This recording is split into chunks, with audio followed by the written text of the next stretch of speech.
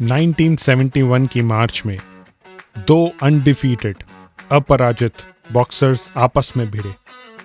Ring की एक तरफ थे मोहम्मद अली, जिनको उस समय तक की काफी लोग ग्रेटेस्ट ऑफ ऑल टाइम मानते थे, बल्कि आज तक मानते हैं, और उनके सामने थे स्मोकिंग जो फ्रेजर।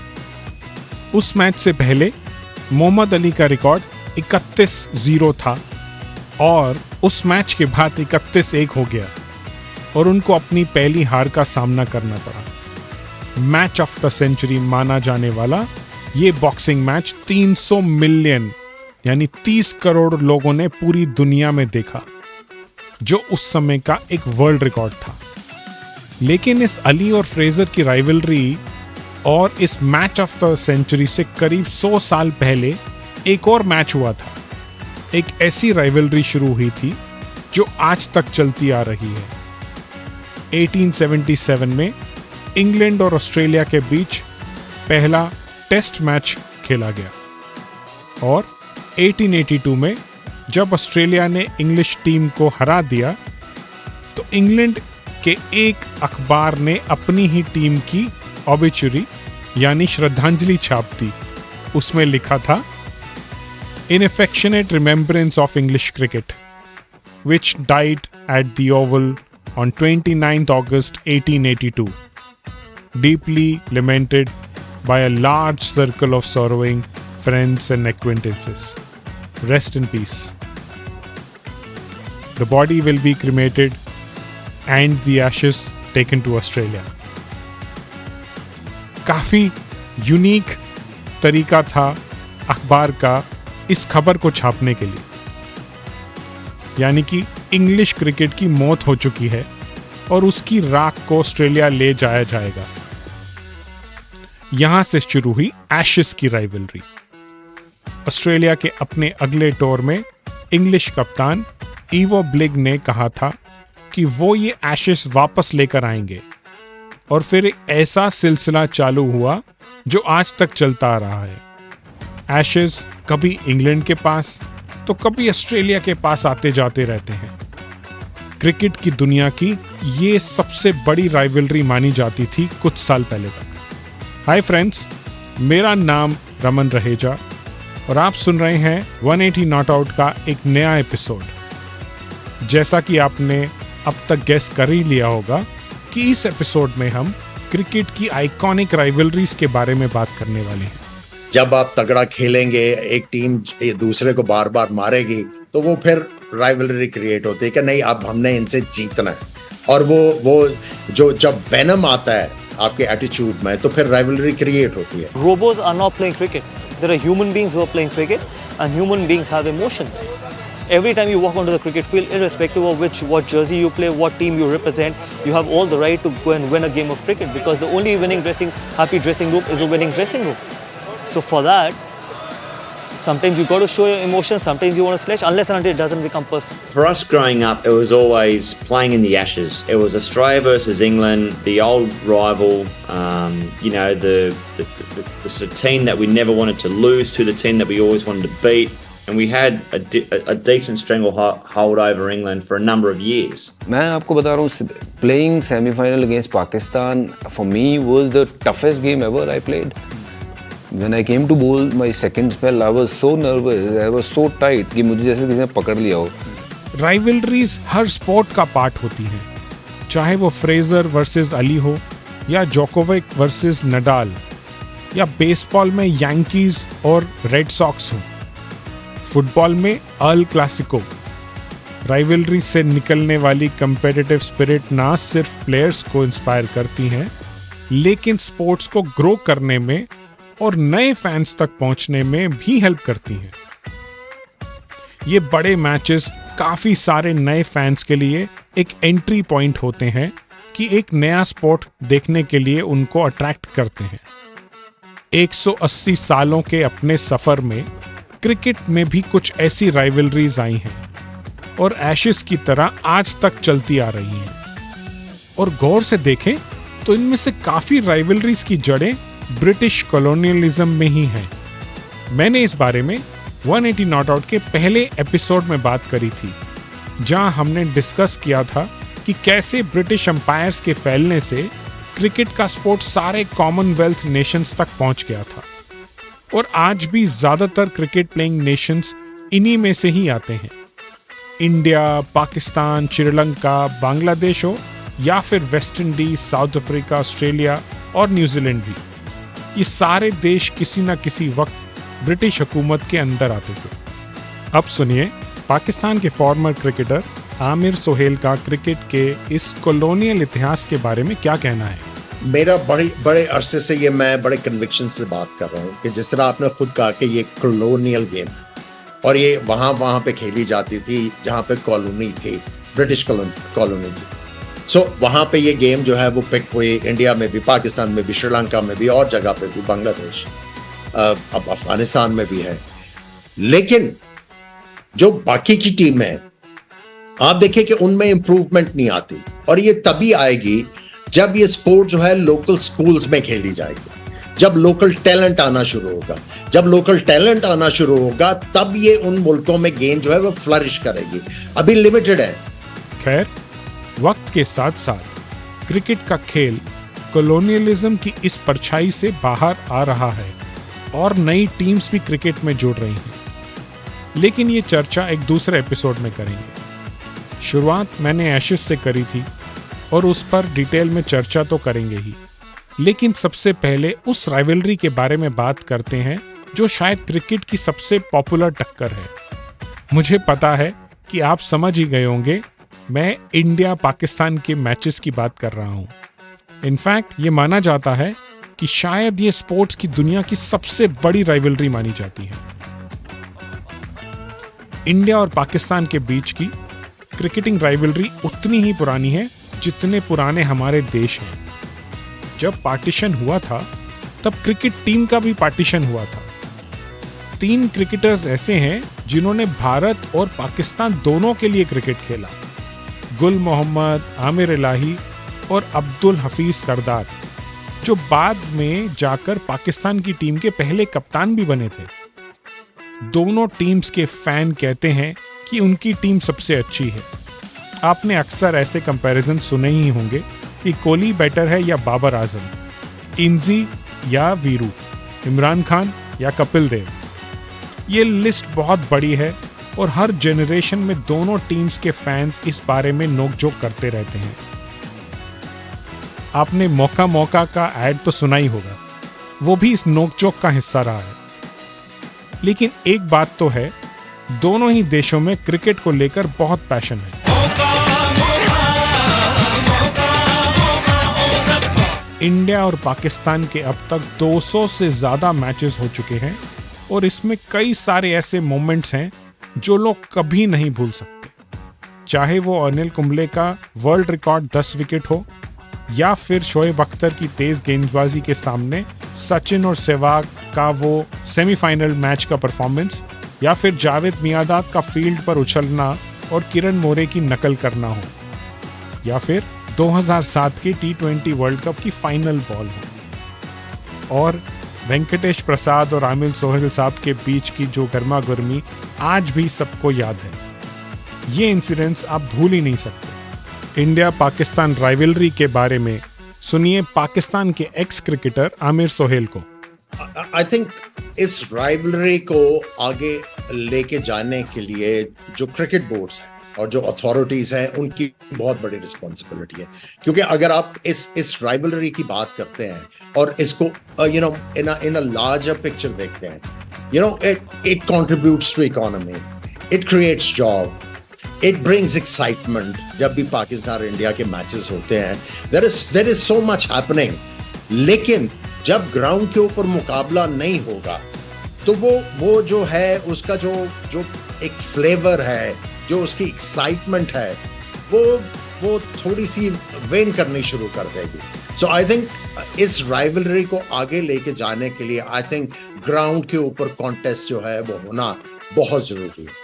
अगर वन साइडेड मैचेस होंगे, अगर एक ही टीम जीतती रहेगी तो फिर लोग कहेंगे कि यार अब ये राइवलरी नहीं रही। सो आई थिंक ये अथॉरिटीज के ऊपर बहुत बड़ी रिस्पॉन्सिबिलिटी है। They have to feel responsible, they have to create a competition in the ground. अगर वो कंपटीशन और तगड़ा होगा तो ये राइवलरी जो है और लोगों को अट्रैक्ट करेगी, और ज्यादा लोग जो हैं वो इस गेम के साथ कनेक्ट होंगे। दैट्स माय पॉइंट कि यहाँ पे अथॉरिटीज को थोड़ा सा रिएक्ट करना है। Indians are doing very well, you have to admit that. अगर आप उनकी बैकअप की बात करें, जो अभी प्लेयर खेल रहे हैं उनके 2-2 3-3 बैकअप्स हैं, so I think it augurs well. लेकिन जहाँ तक पाकिस्तान की बात है, हमें जो है थोड़ी सी मेहनत करने की ज़रूरत है और हमें अच्छे तरीके से रिएक्ट करने की ज़रूरत है। भारत पाकिस्तान के मैच में एक अच्छा प्रदर्शन आपको एक नेशनल हीरो बना सकता है। सुनिए मोहम्मद कैफ को, जो मुझे बता रहे हैं 2004 के उस कैच की कहानी जिसके बाद वो एक फील्डर के तौर पर एस्टैब्लिश हो गए थे। I remember that Karachi game when I went to Pakistan 2004 में 8 बॉल 10 रन चाहिए था, हमने 350 बनाए थे। वो मैच हम हार रहे थे, शोएब मलिक बैटिंग कर रहे थे। 8 बॉल 10 रन बहुत नॉर्मल है, 8 बॉल 10 रन मतलब हार गए गेम। उनके बाद 4 विकेट बाकी थे हाथ में। फिर मैंने वो कैच दिया कराची में, पहला मैच था श्रृंखला का, और we were touring after like 15 long years. It was like big hype tournament कि पाकिस्तान में इंडियन टीम जा रही है, खचाखच भरा हुआ था। और वहाँ मैंने एक डाइव मार के ऐसे कैच पकड़ा शोएब मलिक का, और वो मैच हम जीत गए। तो लोगों को लगा यार वो मैच, दोनों हाई स्कोरिंग मैच जीते थे वो, दोनों हाई स्कोरिंग, वो हम ऑलमोस्ट हारने की कगार पे थे। तो जब एक बार बंदा करता है वो काम जो मेरे थ्रू आया, मैं जरिया बना। फिर लोगों ने देखा यार कैच से पाकिस्तान जैसे टूर पे इंडियन टीम मैच जीत गई, हारा हुआ मैच, 8 बॉल 10 रन बन जाना चाहिए, और एक डाइविंग एफर्ट ने गेम चेंज कर दिया। तो फिर वो कनेक्ट करता है कि मोहम्मद कैफ इंडिया से यार फील्डर, युवराज सिंह जो भी हो। ये मैचेस अक्सर हाई प्रेशर मैचेस होते हैं क्योंकि इससे अक्सर लोग देश का गौरव भी जोड़ देते हैं। लेकिन प्रेशर सबसे ज़्यादा होता है वर्ल्ड कप के मैचेस में। 2011 में ऐसे ही एक वर्ल्ड कप मैच में इंडिया और पाकिस्तान का आमना सामना हुआ था सेमीफाइनल्स में। सुनिए हरभजन सिंह को इस मैच के बारे में उनका क्या कहना है। मैं आपको बता रहा हूँ, playing semifinal against Pakistan for me was the toughest game ever I played. When I came to bowl my second spell I was so nervous, I was so tight कि मुझे जैसे किसी ने पकड़ लिया हो। वो रब ने मेरा पहला बॉल ऐसे टिकाने पे गिरा दिया, वो आउट हो गया, तो मैं सारा रिलीज हो गया। And you could see the Joy on my face, that celebration when I got Shahid Afridi out. और मुझे लगा कि यार मैंने आज काम कर दिया अपना। 2 विकेट लिए, एक उमरान को, एक अफरीदी को, ये दोनों जिता सकते थे मैच पाकिस्तान को। और उस स्टेज पे मैच वो फंसा हुआ था, इधर भी जा सकता था।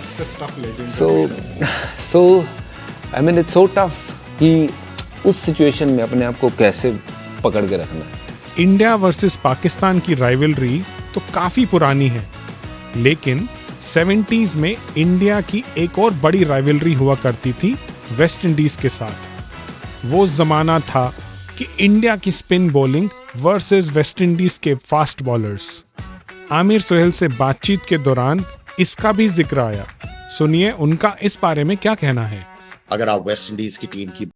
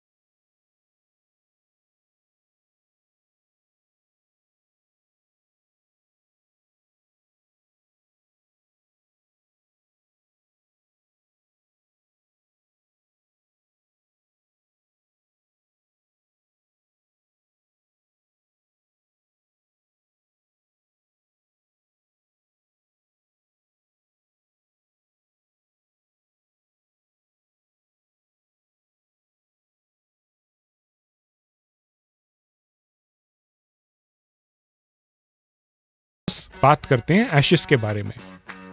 इंडिया पाकिस्तान की तरह ही इस राइवलरी की जड़ भी ब्रिटिश राज में ही है। सबसे पहले सुनिए इंग्लैंड के ऑलराउंडर और पूर्व कप्तान पॉल कॉलिंगवुड का एशेस के बारे में क्या कहना है।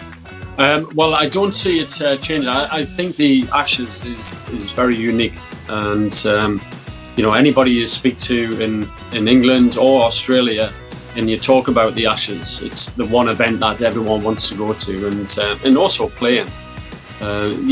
Right from 2005 when I played my first Ashes, although it was just that last game at the Oval, you sense a different scrutiny, you sense a different atmosphere. There's different anxiety around playing in the actual games, because it means so much to so many people, and that is never diminished. In fact, I think in some ways that it's still grown, and I think both Australia and England are very much looking forward to the next Ashes in a couple of years' time down under, and and that's great for the game of cricket to have these kind of rivalries and challenges, because it is the ultimate challenge.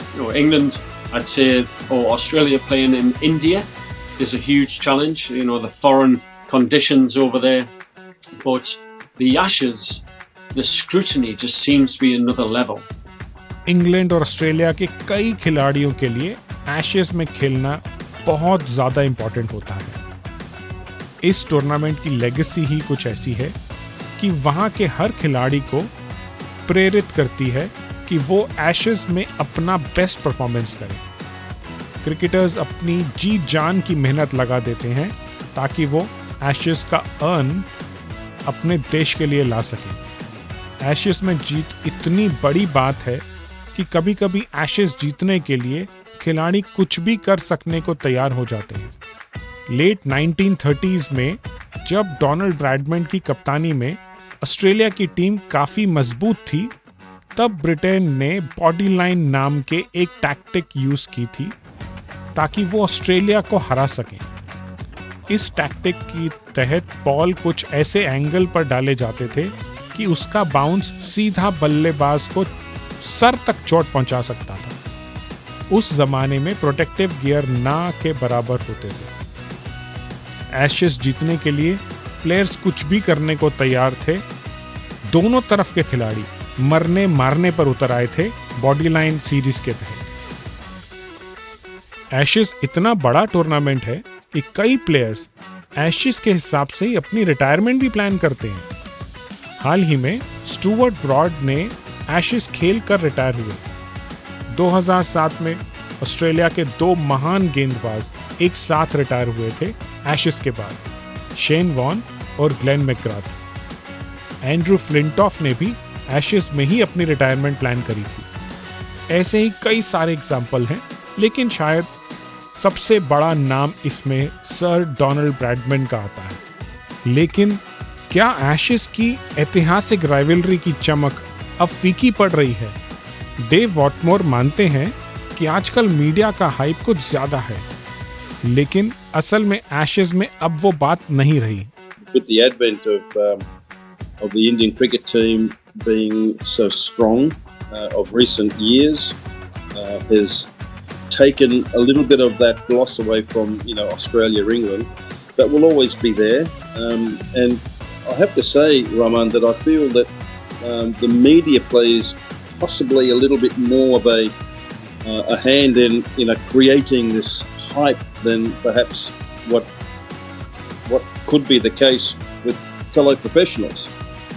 It is a game after all, but the Ashes and the Ashes and the Ashes. Everyone talks about the Ashes. Australia trying to beat England. England are now playing in a Test match today, and they're debuting a couple of new bowlers simply with the view of being ready for the Ashes later in the year against Australia. So yes, look, it is a very important series, but I feel that the importance of like Australia and England is diminishing also, simply because of the advent of other teams getting stronger and staking a claim that we are the number one. You have to beat us, and becomes a little bit takes away from the Australia and England rivalry that has been the case for many years. अब सुनिए Australia के तेज गेंदबाज Brett Lee का ashes के बारे में क्या कहना है। वो बताते हैं कि एशेस एक बड़ी चुनौती हर बार रहती है, लेकिन अब ऐसा लगता है कि ऑस्ट्रेलिया को टक्कर देने वाली एक टीम और आ गई है, इंडिया। वो याद करते हैं 2001 का ईडन गार्डन्स का वो मैच जब इंडियन टीम ने बता दिया था कि वो किसी से कम नहीं है। सुनिए ब्रेट ली को। So for us growing up, it was always playing in the Ashes. It was Australia versus England, the old rival. You know, the sort of team that we never wanted to lose to, the team that we always wanted to beat, and we had a decent stranglehold over England for a number of years. But it wasn't until about 2001, and I actually missed the series because I snapped my arm in half throwing a ball from the boundary. I had an injury, so I watched on television, but it was Australia versus India, and it was a day where Dravid and VVS Lakshman, they batted the whole day. And it was the first time that I ever saw India stand up as a nation, you know, and they believed that they could put it back to Australia. They had the players with that aggression, that controlled aggression that would say, no, you're not going to push us around anymore. We are here to play cricket. We are not going to just fall over and just give in. We are going to fight for this. We're going to fight for this win. So that was the moment where I think Indian cricket changed. It changed for the better. 2001 का ये test Bharat का हर sports fan याद करता है। VVS Lakshman और राहुल द्रविड़ की जांबाज efforts, Bhajji की हैट्रिक, दादा की कप्तानी, इस मैच में वो सारा मसाला था जिसे एक क्लासिक बॉलीवुड ब्लॉकबस्टर भी बन सकता है। और तो और इस मैच ने ऑस्ट्रेलिया के 16 मैच की विनिंग स्ट्रीक भी तोड़ दी थी। ब्रेट ली से बातचीत के दौरान उन्होंने मुझे बताया कि इंडिया वर्सेस ऑस्ट्रेलिया की राइवलरी तो काफ़ी पुरानी है, लेकिन वो देख रहे हैं कि लेट 90s से इंडिया टीम में काफ़ी बदलाव आया है, खास करके उनकी फिजिकल फिटनेस में। The Indian players in the 90s, they weren't, you know, they weren't focused on their fitness. They weren't focused on their fielding. Amazing batsmen, amazing bowlers, but there's that sort of physical part of the game that wasn't that was lacking. Enter 2000, and with the injection of some fitness coaches and some fielding coaches, Indian cricket went through the roof, which was the best thing that ever happened. So I would say now our biggest rivalry is Australia versus India. You know, that's the tour that you want to be on. I was lucky I came on the 2004 tour, the 2008 tour over here to India, and just the masses of crowd. You know, you get back to the hotel and there's 5,000 people waiting outside the hotel to get a glimpse or a photo or an autograph, or now a selfie, as you know, we all know it. That is definitely the best rivalry now. England versus Australia is still amazing. The Ashes will always be the Ashes, but I think as a young player now coming through, to play against India is, you know, a massive spectacle. India Australia के matches की बात होती है तो बात होती है border Gavaskar trophy की भी। 1996 से चलता आ रहा ये टूर्नामेंट को जीतना दोनों देशों के लिए गर्व की बात है। इंडिया ऑस्ट्रेलिया तो एक इम्पॉर्टेंट राइवलरी है ही, लेकिन इंडिया वर्सेस इंग्लैंड भी एक बड़ी टक्कर मानी जाती है अब। इसमें ना सिर्फ खेल की कंपेटिटिव स्पिरिट है, लेकिन साथ ही साथ एक कॉलोनाइजर से टक्कर लेने वाली बात भी आ जाती है। इंडिया वर्सेस इंग्लैंड के कई सारे मैचेस हुए हैं और ये कई यादगार मोमेंट्स भी बने हैं, लेकिन एक सीरीज जिसका मैं जिक्र करना चाहूंगा वो है NatWest 2002। ये मैच अब देखें तो एकदम फेरी टेल सा लगता है। युवराज सिंह और कैफ की पार्टनरशिप, और फिर कैफ और जहीर खान की वो 90 विकेट के लिए आखिरी पार्टनरशिप, दादा का लॉर्ड्स की बैल्कनी पर जर्सी उतार के सेलिब्रेट करना, ये एक बहुत ही स्पेशल मोमेंट था। दादा के उस सेलिब्रेशन ने दुनिया को अनाउंस कर दिया था कि इंडियन क्रिकेट अब ग्लोबल स्टेज पर सबको टक्कर दे सकता है। सुनिए पॉल कॉलिंगवुड को, जो उस 2002 के मैच को एक थिएटर स्पेक्टिकल बताते हैं और याद करते हैं गांगुली वर्सेस फ्लिंटॉफ की वो rivalry. Well, I mean, that was an incredible series as well, and that was the one in India you're talking about, where I think it was at Flintoff. I think we drew 3-3 in India, and then Flintoff took his shirt off, and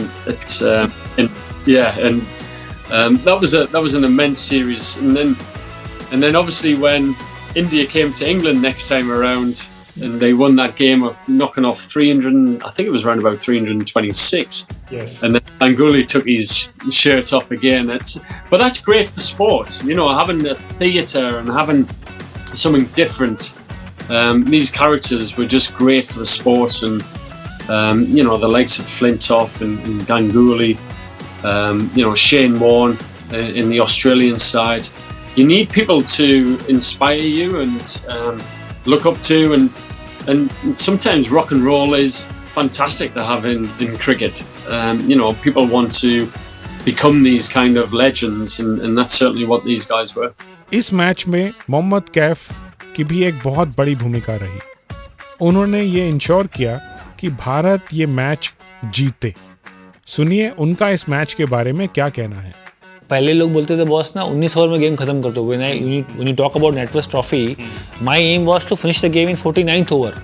I did not take chance कि भाई game 50 over तक जाए। In fact 50 over तक game चला गया, पर मेरी intention नहीं थी कि मैं पूरा मार के खत्म कर दूँ। लास्ट ओवर में भी डोंट नो क्या होगा, इतना प्रेशर शायद मुझे झेलना नहीं था। क्रिकेट में पुरानी राइवलरीज की बात करें तो इंडिया और साउथ अफ्रीका की राइवलरी भी अब 30 साल से ज्यादा पुरानी हो चुकी है। इन दोनों टीम्स के बीच में एक हेल्दी कंपटीशन चलता है, और इस कंपटीशन की शुरुआत है 1991 से, जब साउथ अफ्रीका में अपार्थाइड राज खत्म हुआ और उनकी टीम वापस से आईसीसी में जुड़ गई थी। तब साउथ अफ्रीका का पहला टूर हुआ था इंडिया में।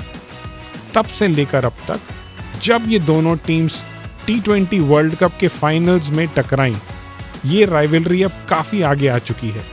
सुनिए क्रिकेट के सुपरमैन जॉन्टी रोड्स का इस राइवलरी के शुरुआती दिन यानी 1991 के उस टूर के बारे में क्या कहना है। There was a tour to India in September of 1991, which I actually turned down. I was studying my final 2 years. It took me to get my degree at university. It was a 3-year degree, which took 5 years. I was too busy playing hockey and cricket and forgetting to study. But Hansi Cronje, Derek Crooks, there were 5 young players who were invited to go with Clive Rice, the late Clive Rice, who captained South Africa and had missed an entire career through that apartheid isolation era. And literally the team that was due to go to Australia in 1970, I think, got cancelled because of apartheid. And he got that one tour to India of 3 ODIs. Kolkata Eden Gardens was the first game back that South Africa ever played. So I was back in South Africa preparing for my exams, watching this on television. And in those days, you know, the stadium at Eden Gardens, I think between 80 and 100,000 people could squeeze in, depending who India was playing against. And I think they squeezed in 100,000 that day because it looked incredible. The noise was phenomenal. And, you know, in a way, I'm a little bit sad. I got my degree eventually, so I obviously made the right call. And then I got the opportunity to tour to Australia for that first World Cup in 1992. और फिर 2000 से अगर शुरू करें तो Indian team की success तेजी से बढ़ती ही रही। 2001 में ईडन गार्डन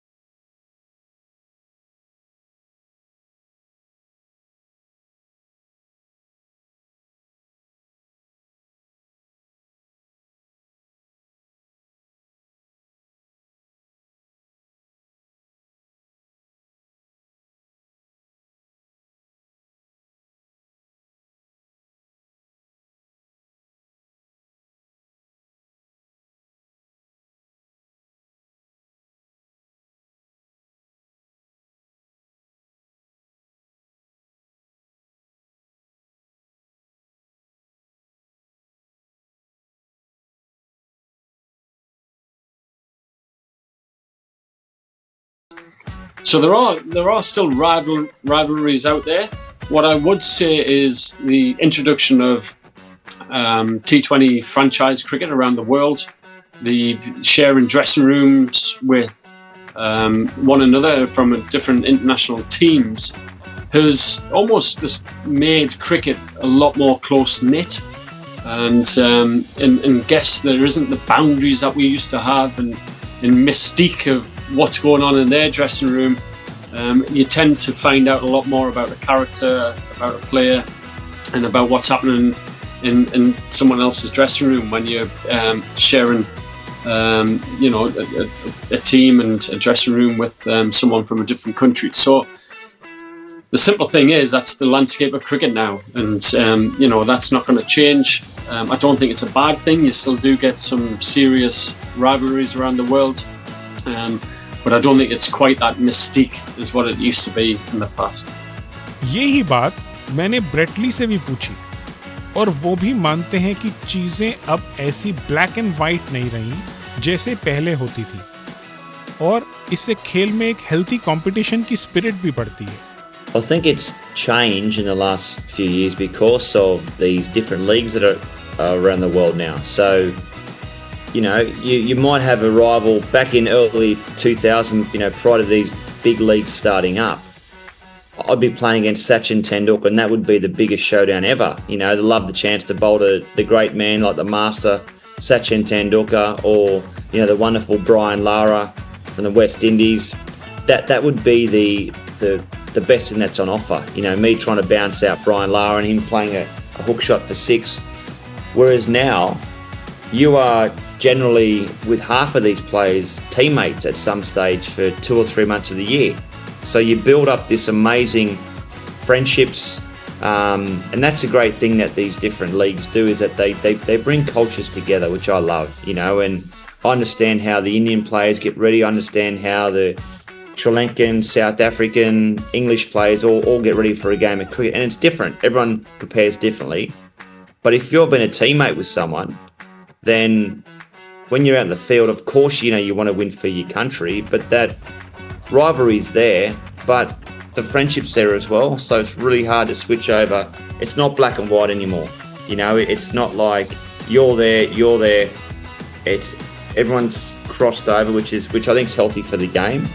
ब्रेटली तो मुझे ये भी बताते हैं कि जब पहले वो हरभजन सिंह से मिले तो वो उनको अच्छे नहीं लगते थे, लेकिन फिर जब उन्होंने एक दूसरे को अच्छे से पहचाना और दोस्ती थोड़ी बढ़ी, तब उनको समझ आया कि भज्जी काफी खुशमिजाज इंसान है. I actually, and I've told him this, so this is not new news. I actually thought he was irritating on the field. I thought he was arrogant. And he would annoy a lot of our players.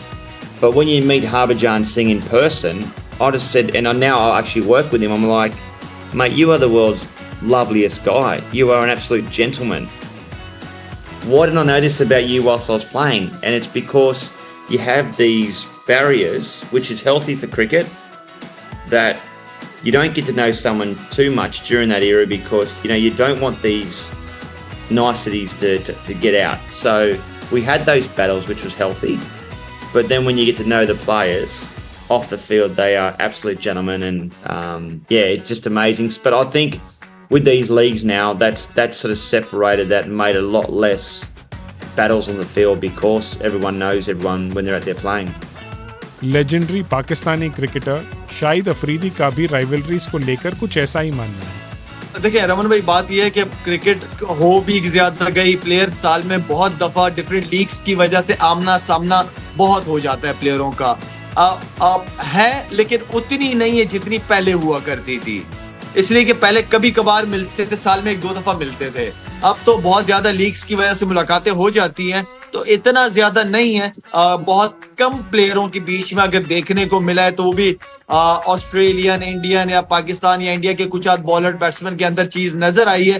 बाकी ऐसे बिल्कुल आप ठीक कह रहे हैं कि वो चीज नजर नहीं आ रही. वो एक तरीके से खूबसूरती भी थी क्रिकेट की, लोग एंजॉय भी करते थे उस चीज को. बाउंसर्स हो रहे हैं, शॉट्स लग रही हैं, एक दूसरे को आंखों में आंखें डाल के देखा जा रहा है. बहुत सारे पाकिस्तान इंडिया के इस तरह के मैचेस हुए हैं, ऑस्ट्रेलिया पाकिस्तान, ऑस्ट्रेलिया इंडिया के बहुत सारे मैचेस इस तरह के पास में, स्पेशली टेस्ट क्रिकेट के अंदर हमें नजर आए. जो कि खूबसूरती थी, मैं तो कहता हूँ खत्म नहीं होनी चाहिए।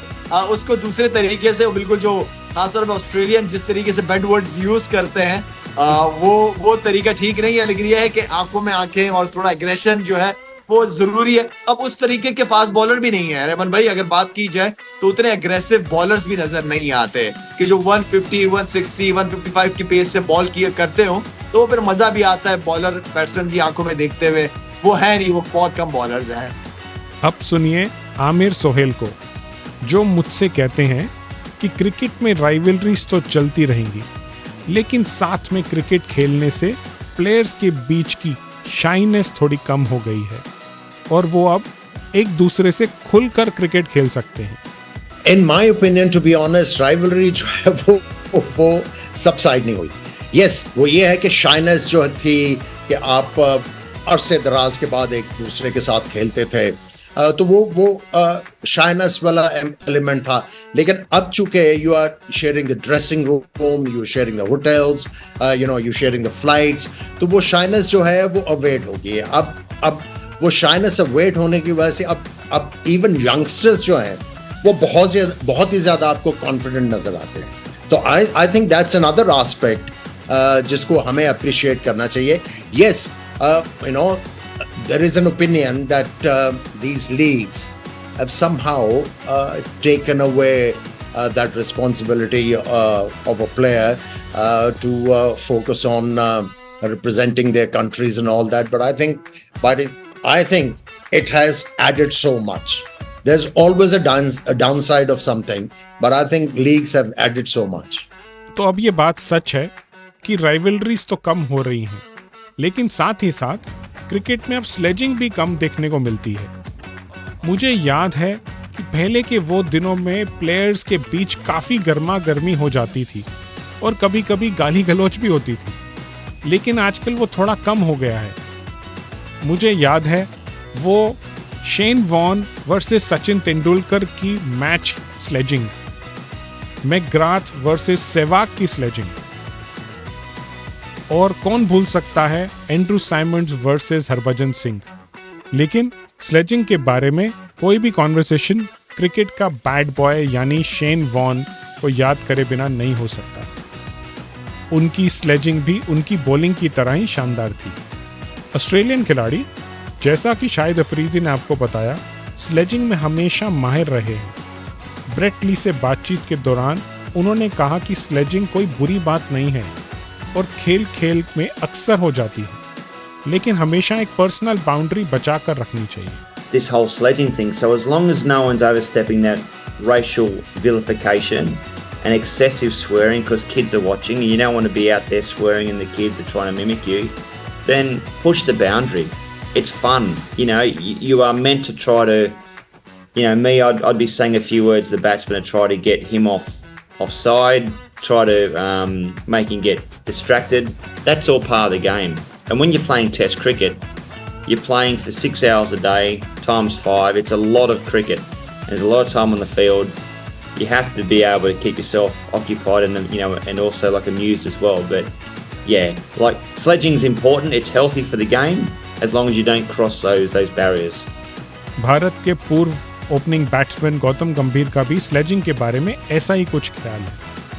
उनकी शाहिद अफरीदी के साथ हुई 2007 की वो टक्कर कोई कैसे भूल सकता है।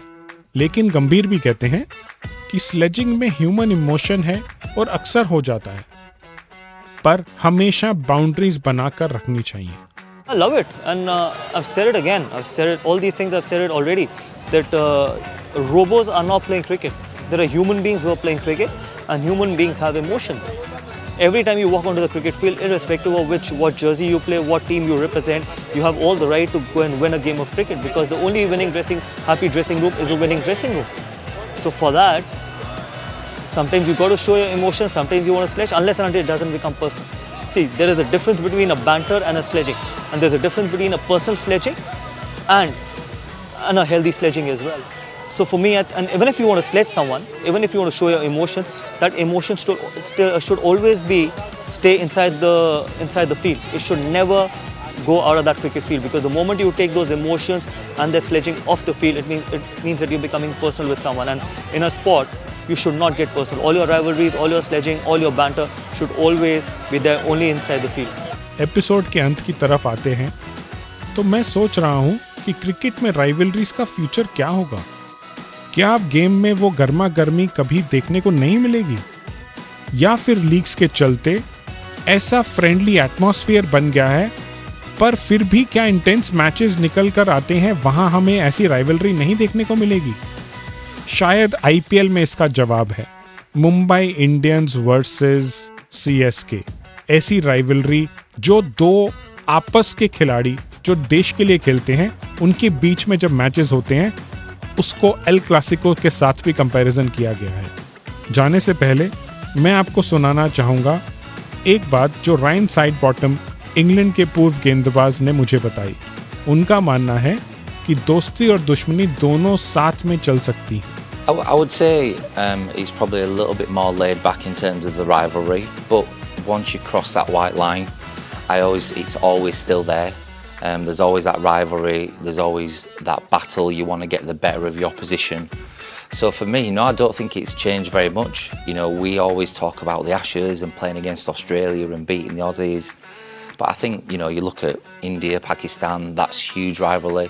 And I don't think it'll ever change. What I like is you go out there, you play hard, you give it absolutely everything for your country. And then once you cross the white line, the other side, I think then you're friends and, you respect your opposition players and the people you're playing against. मैं हूं आपका host Raman Raheja और सुनते रहिए 180 not out. मेरी तरफ से आज के एपिसोड में बस इतना ही, लेकिन अब मुझे आपसे सुनना है। फॉलो करिए 180 नॉट आउट को इंस्टाग्राम, फेसबुक और ट्विटर पर, और अपने कमेंट्स में हमें बताइए आपको इस एपिसोड के बारे में क्या कहना है। मैं आपसे मिलूंगा अगले सोमवार एक नए एपिसोड के साथ। From humble beginnings, it started as a game, a battle ball, a field and players with no fame. But little did they know, cricket would soon ignite a passion that would last through day and night. 180 not out, we're going strong. 180 not